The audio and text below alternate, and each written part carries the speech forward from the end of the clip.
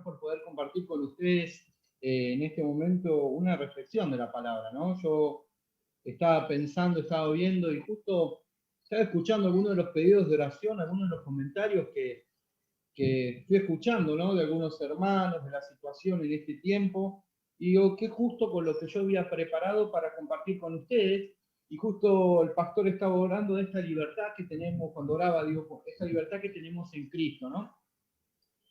Y yo les voy a invitar a que ustedes tengan abierta la Biblia, los que tienen la Biblia ahí a mano, en la carta de Gálatas, que Pablo le escribe a esta región, a este lugar, ¿sí? Y vamos a leer unos versículos, pero antes de poder entender lo que Pablo quiere decir cuando escribe lo que vamos a leer, primero quiero poner un poquito en contexto, porque por ahí alguno está un poquito perdido, no sabe de qué hablamos, entonces no hay nada mejor que poder entender la Biblia en el contexto en donde Pablo estaba escribiendo y a quién se lo estaba escribiendo, ¿no?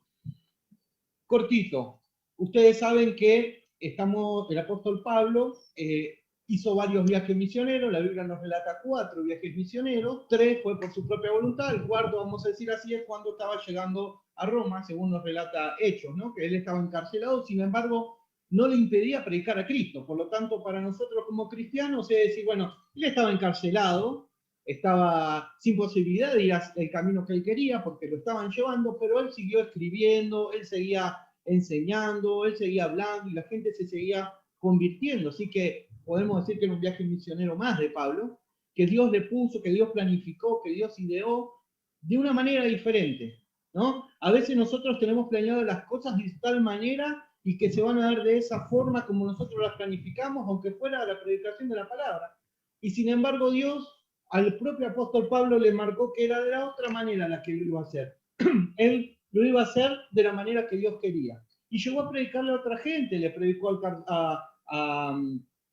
¿cómo se llama? A Julio, justamente yo me acuerdo de esto porque mi hermano se llama Julio, yo me llamo Pablo, ¿verdad? Él le predicó a Julio, que era el que manejaba el barco, el que custodiaba, el que lo llevaba encarcelado. ¿Sí? Hay un versículo literalmente en la Biblia en Hechos que dice, y Pablo le predicó a Julio, así que yo eso me lo acuerdo y siempre se lo voy a decir a mi hermano, ¿no? 1000 veces vemos que había oposición, muchísima. Pablo tuvo muchísima oposición siempre, desde su primer viaje misionero, inclusive nomás se convirtió, ya los cristianos ahí, los propios cristianos le tenían miedo. Dice ahí en Gálatas que le tenían miedo porque creían que él, como él, ahora se hizo cristiano, no, querían irse, no lo aceptaban. O sea que ya desde que comenzó su vida cristiana, él tuvo oposiciones enormes. En Corinto, en Éfeso, en todos los lugares donde él iba tenía oposición.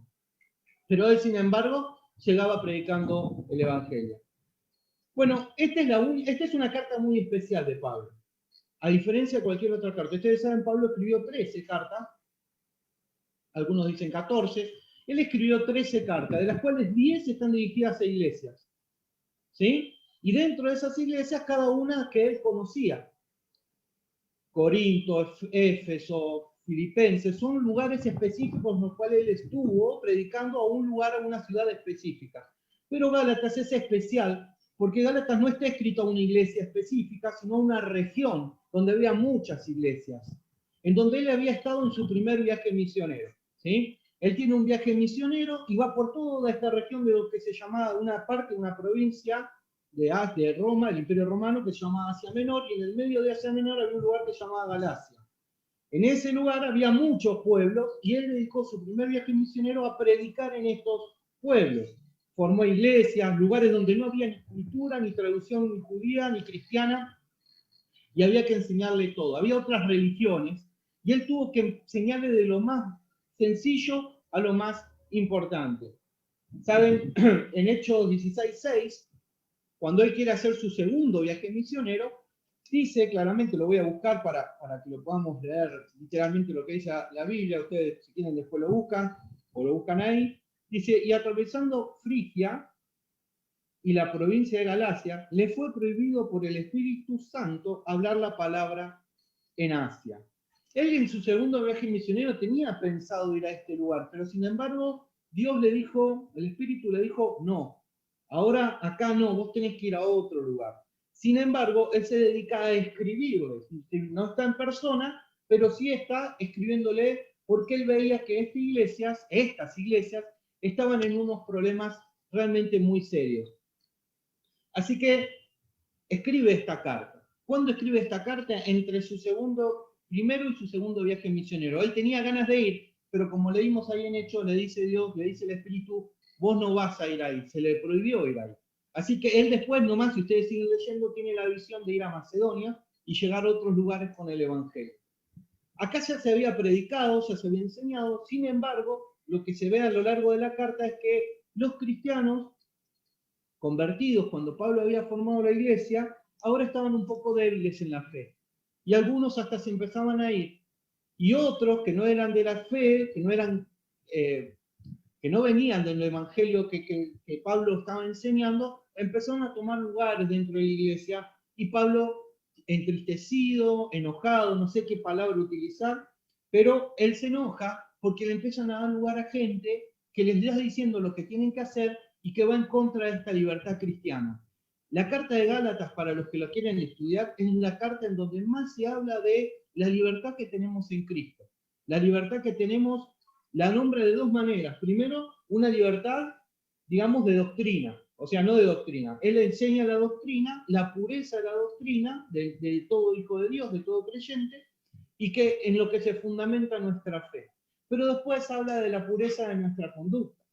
Y son dos características importantes de la Carta de Gálatas. Nosotros somos salvos y nosotros tenemos una misión, pero no podemos perder de vista nuestra propia conducta a la hora de servirlo a Cristo. Y esto es lo que se relata a Gálatas. Y Gálatas también pone atención y nos llama la atención a nosotros para que nosotros prestemos atención qué es lo que escuchamos y qué es lo que vemos. ¿Tenemos libertad en Cristo? Sí, pero esa libertad la tenemos que manejar con el Espíritu Santo. Tenemos que rogarle la dirección. Fíjense que dice Gálatas capítulo 1, versículo 6. Así nomás empieza, saluda y ya no demora mucho y termina diciendo, empieza diciendo, estoy maravillado de que tan pronto os hayáis alejado del que lo llamó para la gracia de Cristo, para seguir un evangelio diferente. No que haya otro, sino que hay algunos que os perturban y quieren pervertir el evangelio de Cristo. Así empieza Pablo hablándole a esta gente, ¿no? A estos creyentes que él conocía, que quería ir en persona, pero el Espíritu le dijo, no vaya. Yo no sé por qué el Espíritu le dijo que no vaya. No lo dice la Biblia. Evidentemente Dios tenía plan de que vaya a Macedonia. Pero se lo ve en las letras, cuando uno va leyendo las letras, las palabras que Pablo utilizó, que estaba bastante enojado. Yo no sé cómo sería Pablo en persona, cuando había algo que estabas haciendo mal. Yo no creo que, si vemos cómo está escribiendo, saben que esta carta se caracteriza porque es la única en donde Pablo no saluda. Si ustedes ven el terminar, cómo termina Gálatas, termina re enojado escribiendo. Él termina Gálatas diciendo, bueno, y a los que me molestan, que no me molesten más porque yo ya tengo los sufrimientos de Cristo. No empieza diciendo, bueno, mándole saludo a tal, mando saludo a tal, como todo el resto de las cartas. Acá termina enojado, o sea, empieza la carta enojado, termina la carta enojado, pero con una palabra de Dios fuertísima para corregir a los que estaban en el error. Y acá lo que nosotros podemos ver cuando ustedes buscan algún estudio o algunos que puedan buscar algún comentario, van a encontrar que lo que dice Gálatas, en la mayoría de los casos, es que la iglesia estaba débil de doctrina. La iglesia no tenía el conocimiento porque eran nuevos.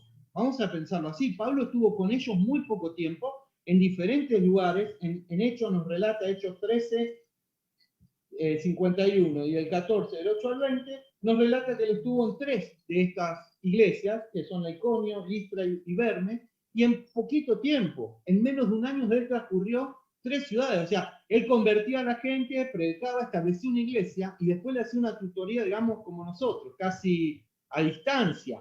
Él no estuvo presente para enseñarle todo. Después nos vamos a ver que, bueno, ese ya es su ministerio y esperaba que Dios obrara.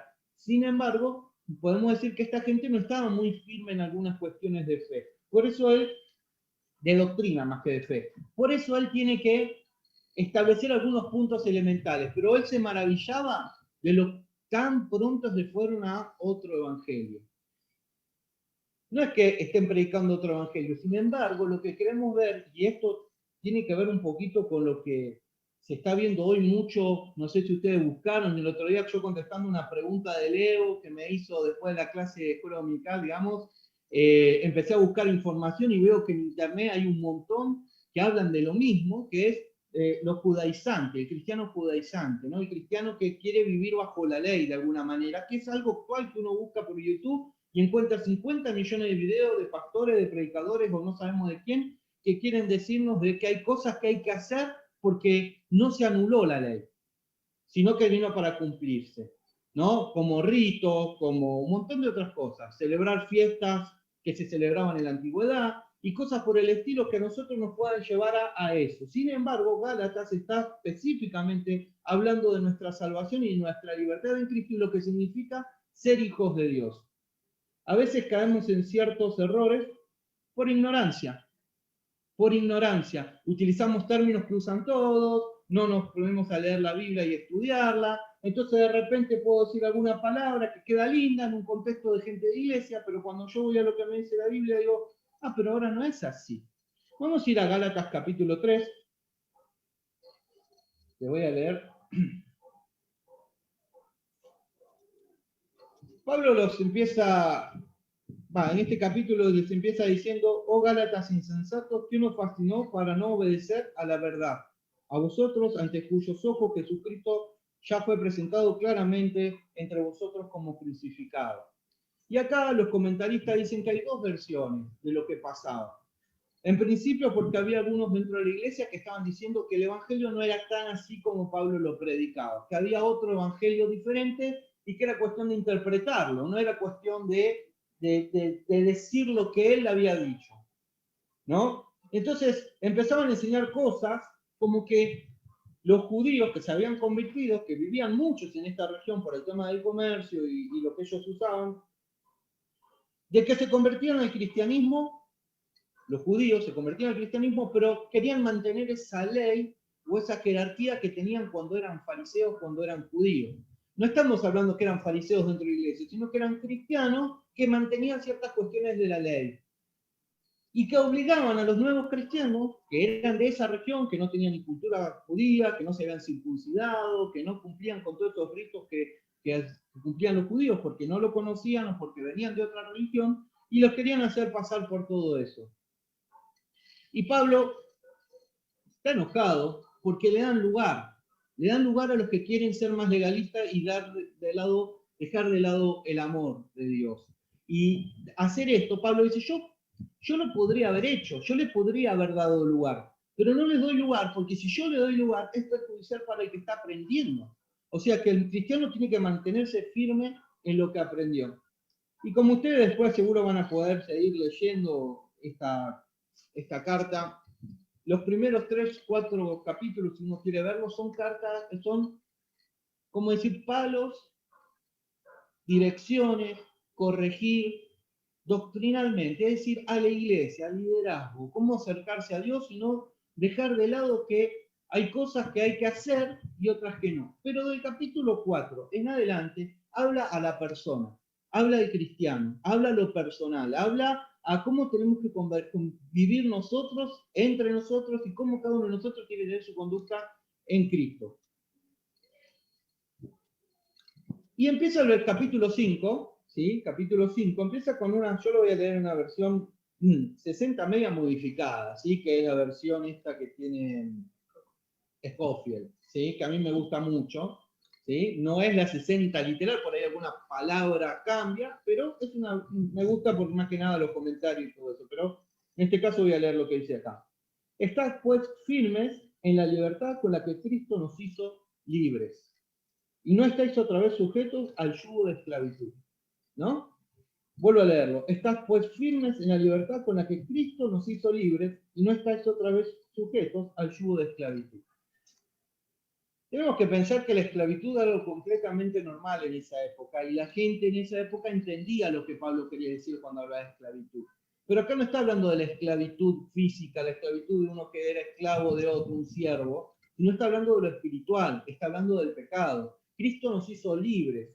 Y acá, fíjense esta frasecita, estad pues firmes en la libertad con que Cristo nos hizo libres, aparece 4 veces en el Nuevo Testamento. También aparece en Santiago, aparece en Pedro, que sostienen que el cristiano tiene que estar firme en la libertad.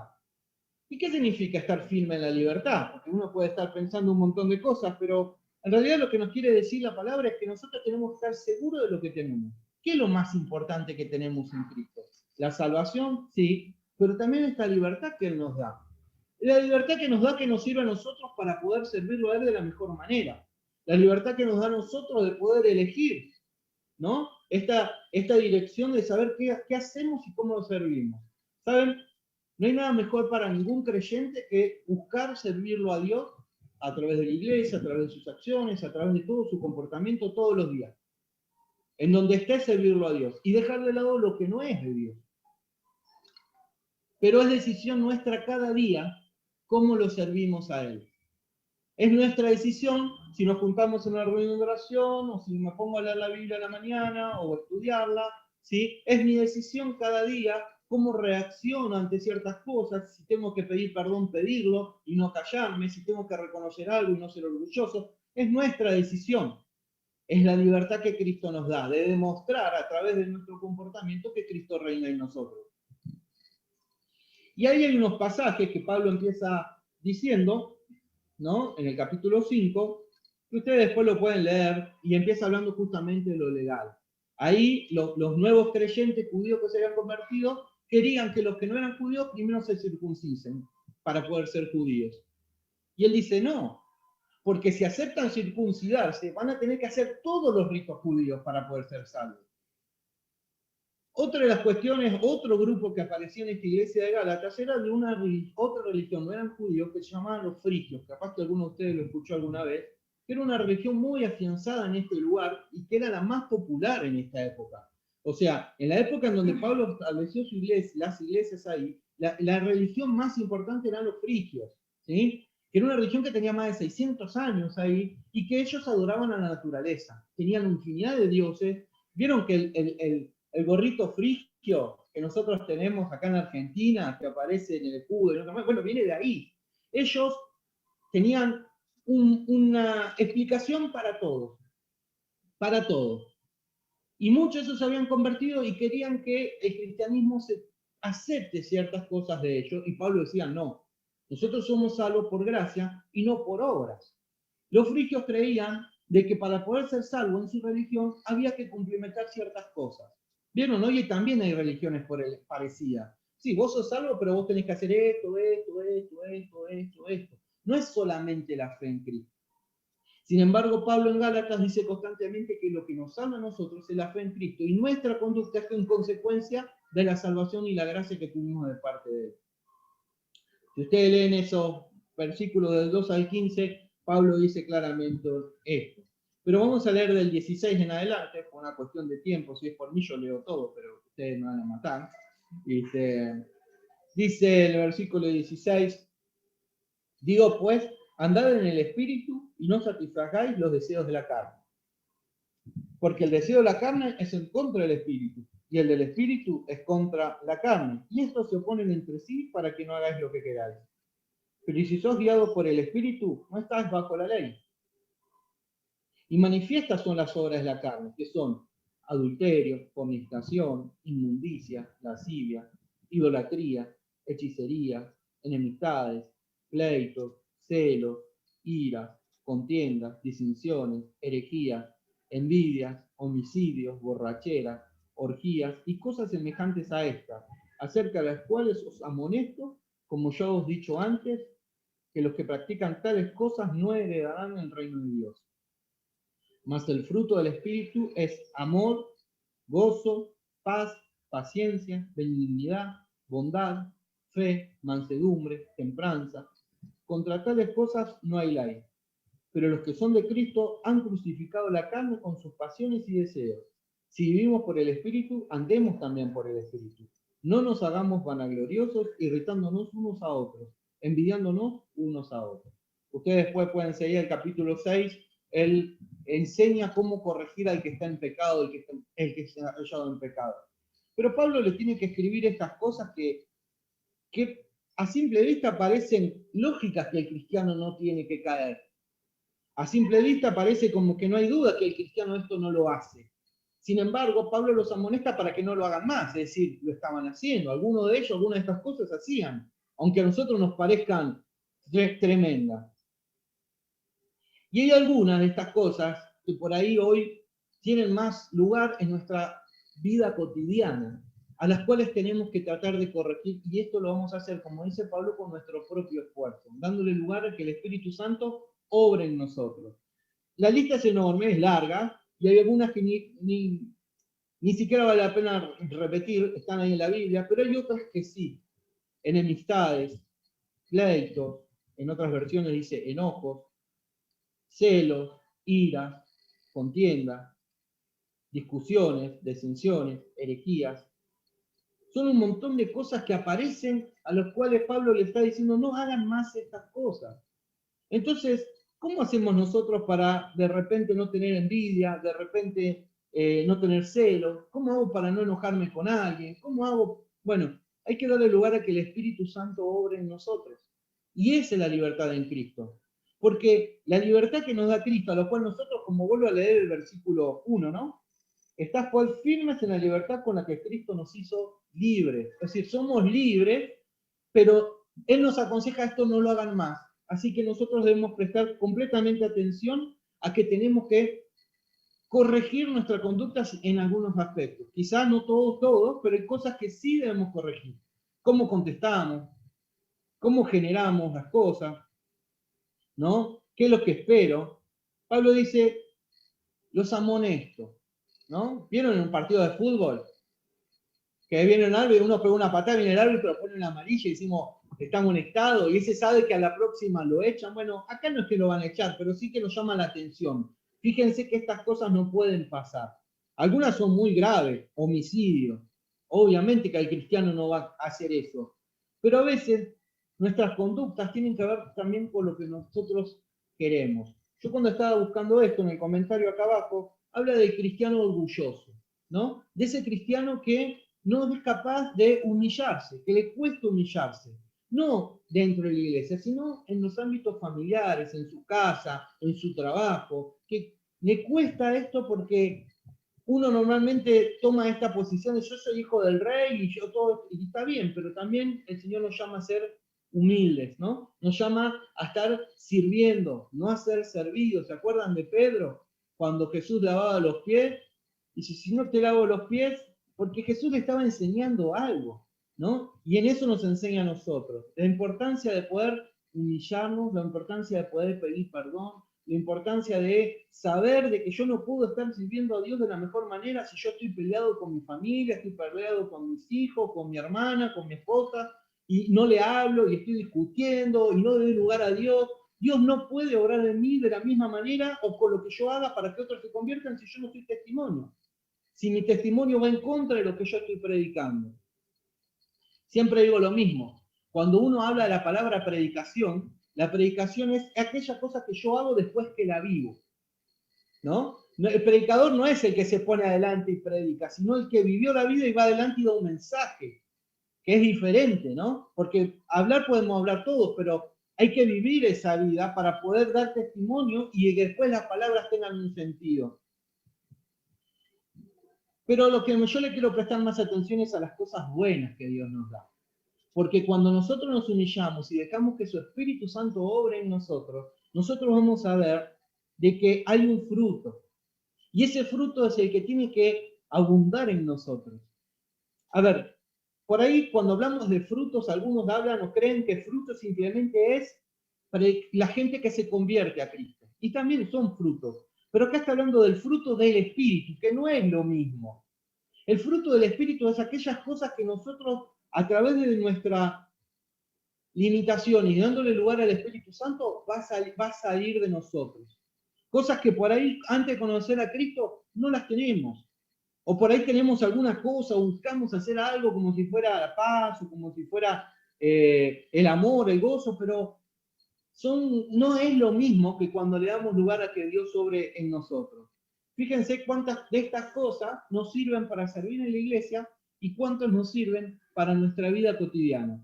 Fíjense el que dice, más el fruto, no es que hay muchos frutos, esto lo dijimos muchas veces, hay un fruto. No es que yo puedo tener paz, pero me falta amor. No es que si yo estoy en Cristo puedo tener paciencia, pero me falta fe. No, el fruto es uno que tiene muchas partes, ¿sí? Dice, y fíjense que de esto no estamos hablando de servir en la iglesia, sino el resultado de servir en la iglesia, el resultado de darle lugar al Espíritu Santo en nosotros, como en diferentes cuestiones de nuestros problemas familiares, de nuestros conflictos que podamos tener en un trabajo y todo, Dios va a obrar, ¿no?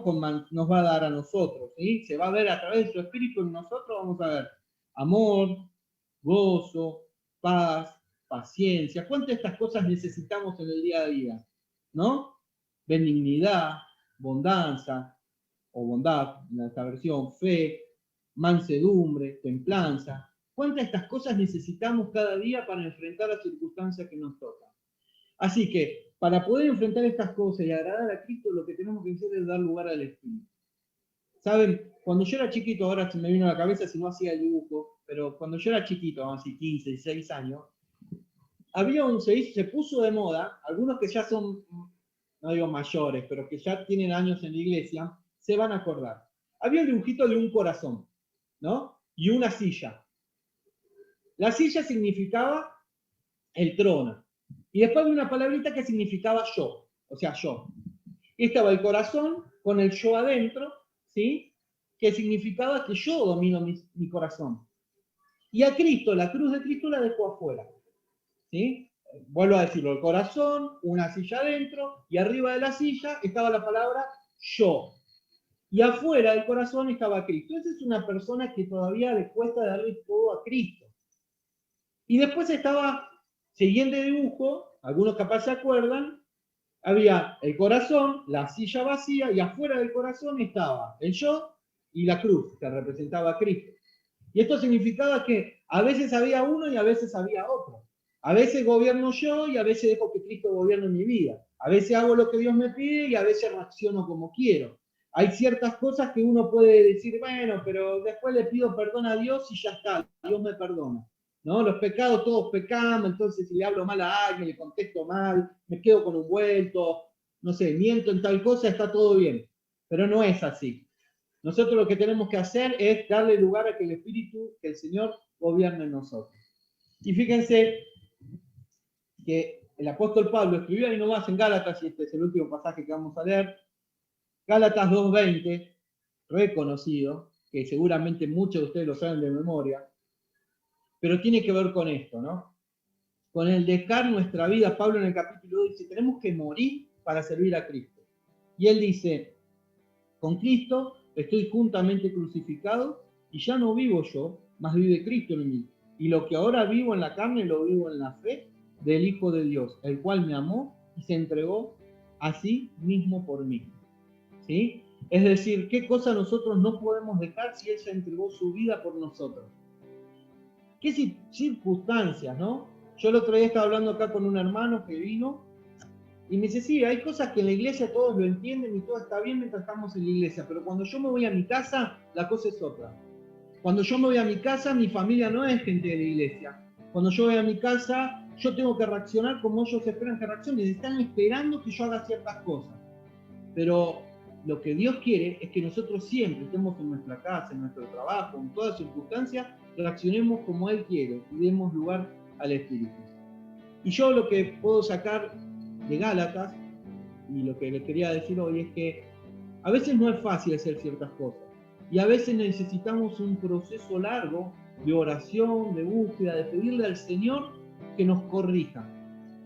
A veces no es tan fácil, pero es nuestra actitud la que lo corrige. A veces creemos que ya está, ya me entregué a Cristo y listo, pero mientras más nosotros entreguemos nuestra vida para que el Espíritu Santo obre, más va a obrar en nosotros para que otros puedan conocerlo. Que ese es el objetivo fundamental de nosotros.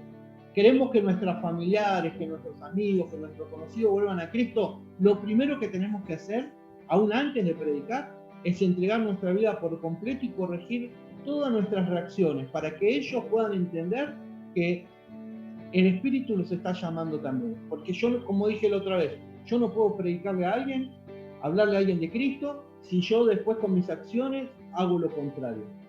¿Sí? Si yo con mis acciones después soy egoísta, si después con mis acciones Cuando Cristo estaba en esa cruz y podía haber bajado, y cuando lo estaban burlando, no había otra acción más injusta en toda la historia, que el que estaba muriendo no había cometido ningún pecado, ningún error, estaba ahí. No hay acción de injusticia más grande que esa. Sin embargo, Él se quedó para darnos salvación a nosotros. Así que, a veces, cuando nosotros nos dicen algo y nosotros no lo hicimos, cuando nos acusan de algo falsamente y nosotros tenemos razón, y ahí es donde más coléricos nos volvemos en defender a nuestras propias reacciones, o cuando hacemos algo y no fue lo que, la reacción no fue la que esperábamos. Bueno, aún así a veces tenemos que aprender a callarnos y dejarlo en las manos de Dios. Y Dios va a hacer su justicia si nosotros le damos lugar a que Él obre. Así que yo les dejo en este momento para que ustedes piensen, para que estemos orando, para que en la semana cada uno esté orando. Todos sabemos en el día a día qué reacciones tenemos que corregir, cuánto más tenemos que leer de la Biblia, cómo dejar que el Espíritu Santo obra en nosotros. El propio Espíritu nos va a ir guiando en las cosas que tenemos que corregir, pero nosotros tenemos que tener la actitud de hacerlo, porque si yo no tengo la actitud, por más que el Espíritu me lo diga, me dio la libertad para que yo haga lo que quiera. Pero ahí está el tema. Yo quiero servirlo a Cristo, ustedes quieren servirlo a Cristo, así que la mejor manera que podemos hacer es obedecerlo y darle lugar. Para eso tenemos que estar en oración, tenemos que estar buscándolo, tenemos que ser conscientes de nuestros actos, hacernos cargo de nuestros errores y tratar de corregirlos, porque si no, no vamos a darle lugar a Él. ¿Sí? ¿Oramos? Te alabamos, Señor, y te damos gracias porque podemos leer en libertad, Señor, tu palabra. A través de estos medios, Señor, estamos reunidos, Señor, y te agradecemos. Yo te pido que tu Espíritu Santo nos esté hablando, nos esté mostrando, nos esté corrigiendo, nos esté llamando a reflexionar día a día sobre nuestras acciones, sobre nuestra manera de vivir, Señor. Padre, para que dejemos todas aquellas cosas que eran del pasado en el pasado y podamos servirte de la mejor manera, Señor. Para que nuestra conducta sea la conducta que vos querés, para que podamos afianzarnos en vos y no escuchar a nadie que venga con voces que no sean tuyas, Señor, sino que centrarnos en lo que dice tu palabra, en lo que nos habla tu Espíritu, Señor. Te damos gracias por esta iglesia, te damos gracias porque vos escuchás las oraciones de cada uno de nuestros hermanos, Señor. Vos sabés todo lo que hoy se presentó delante tuyo, Señor. Y te pido en el nombre de Jesús que tu mano poderosa esté obrando, Señor. Que nos ayudes a nosotros a poder predicar tu palabra y a poder vivirla, Señor. Te lo agradezco y te lo pido en el nombre de Jesús. Amén.